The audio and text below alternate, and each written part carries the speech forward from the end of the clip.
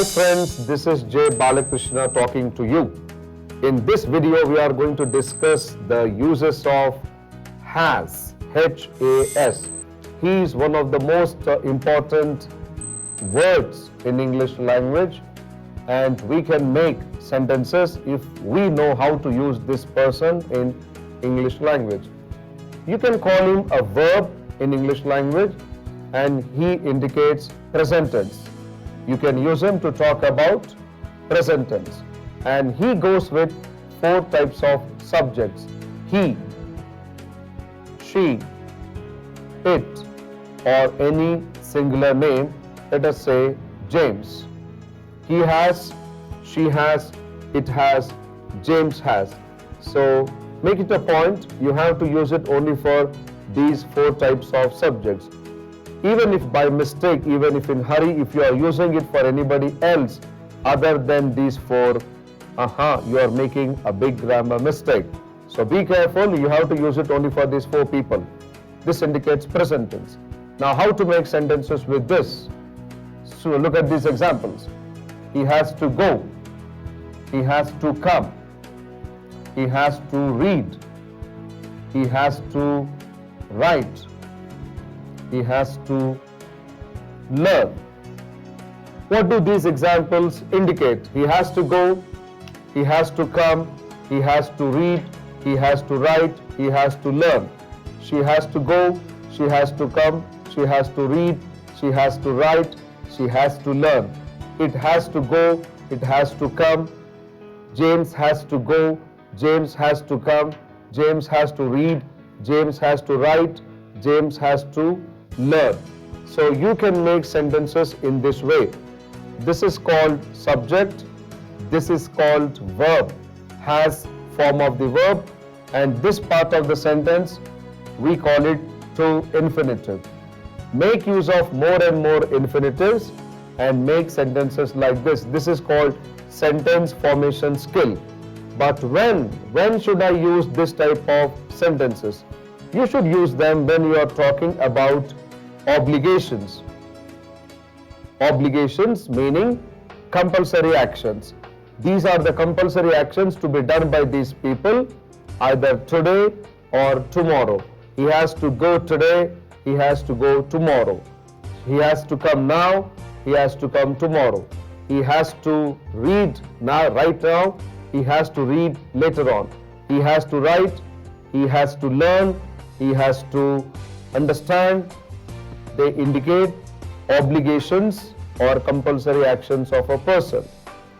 In the first stage, make large number of sentences like this. Then after that, try to learn how to make variations, how to convert them into positive and negative form, question forms. You have to learn that so that you can get more freedom, more flexibility to talk to people in English language. Now let us discuss the variations of these sentences. Now let us see one more part of the same sentence. He has to be strict. He has to be silent. He has to be punctual. He has to be disciplined. He has to be strong. Now here, this is called subject, and we are taking has. As I have already told you just now, you can use it with he, she, it, and any singular person. Now earlier, we used to base. Now we are using to be. This is to infinitive. So you can use to base if you are going to talk about the actions. If it is not an action, if it is something else, then you should take the help of to be and make sentences like this. He has to be strict. He has to be silent. He has to be punctual. He has to be disciplined. He has to be strong. These are called adjectives. These are called adjectives. Now you can use not only adjectives but nouns also. He has to be a pilot. He has to be a cardiologist. You can use prepositions. He has to be at home. He has to be with us. He has to be on leave. You can use adverbs. He has to be here.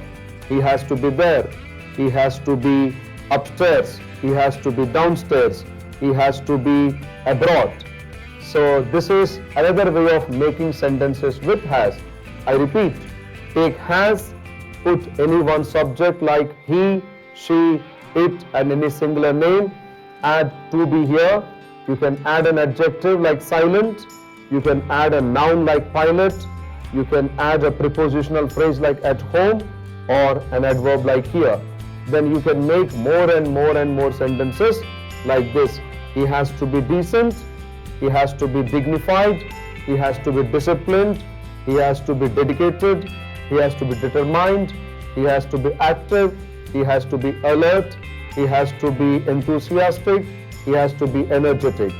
So if you collect more and more nouns, adjectives, prepositional phrases, place adverbs, then you can make sentences like this. After making large number of sentences, after practicing more and more sentences, try to learn how to practice the variations also. I'll tell you how to make the variations with each sentence. He has to be silent. This is called affirmative form. Now I'll tell you how to make the negative form of this sentence.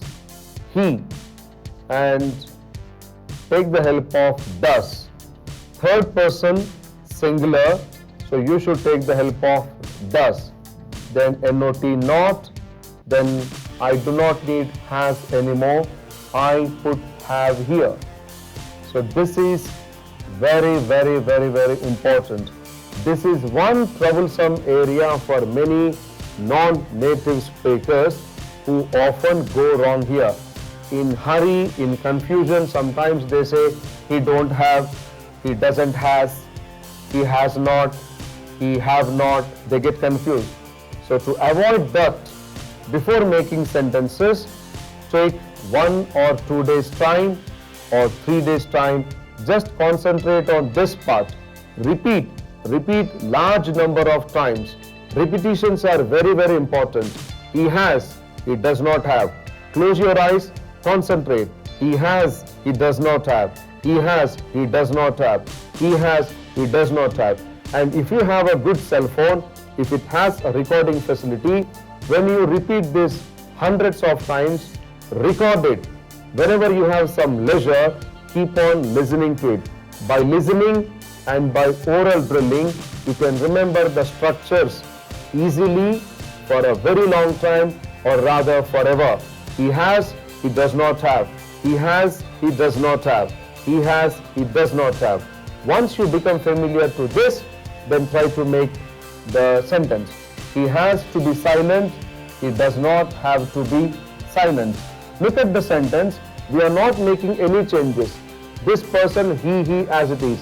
To be silent, to be silent. This is the only one area we are making change. So you have to be very careful. He has to be silent. He does not have to be silent. He has to be with us. He does not have to be with us. He has to be a cashier. He does not have to be a cashier. He has to be there. He does not have to be there. Now let us see how to make the question form. Bring him here. Does. Then bring him here. He comes here, because when does enters the sentence, has goes away. Either has or does. Any one person should be there. Here does is absent, so has is present. Here does is present, so has is absent. So these two people, they don't get along with each other. Any one of them should be there in the sentence. Does he have to be silent? Does he have to be silent? Negative question form, you can make it in two ways. Doesn't he have? Doesn't he have to be silent? Or does he not? Does he not have to be silent? So these two parts also you have to repeat large number of times. Does he have? Doesn't he have? Does he have? Doesn't he have? Because non-native speakers often get confused here. They often say, does he has or does he? Does he has? No. Does he have? Does he have? Does he have? Doesn't he have? Doesn't he have? Doesn't he have? Does he have to be silent? Doesn't he have to be silent? Does he have to be here? Doesn't he have to be here? Does he have to be at home? Doesn't he have to be at home? Does he have to be the next captain? Doesn't he have to be the next captain? In this way you have to make sentences. Let us try with one more example. She has to be simple. She does not have to be simple. Does she have to be simple? Doesn't she have to be simple? She has to be active. She doesn't have to be active. Does she have to be active? Doesn't she have to be active? Now I should use these sentences when I am talking about obligations, compulsory. For example, he has to be silent, meaning it is compulsory for this person to be silent.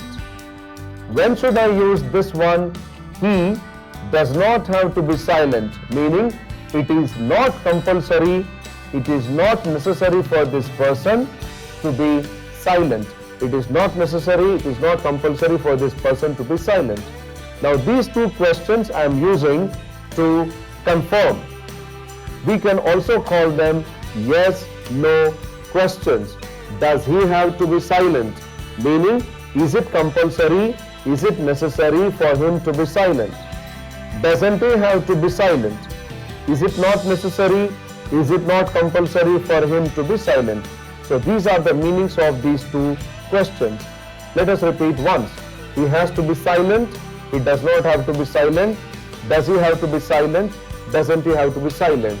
She has to be with us. She does not have to be with us. Does she have to be with us? Doesn't she have to be with us? So this is the way of making use of has to talk about obligations. So friends, I hope you all have enjoyed this video. So practice, practice, practice. Make large number of examples. Let me tell you orally. Do not use pen. We use pen only to explain, only to teach. But when you practice, when you understand the concept, use tongue more than pen. That is the secret of learning English language. Thank you for watching this video. This is J. Balakrishna.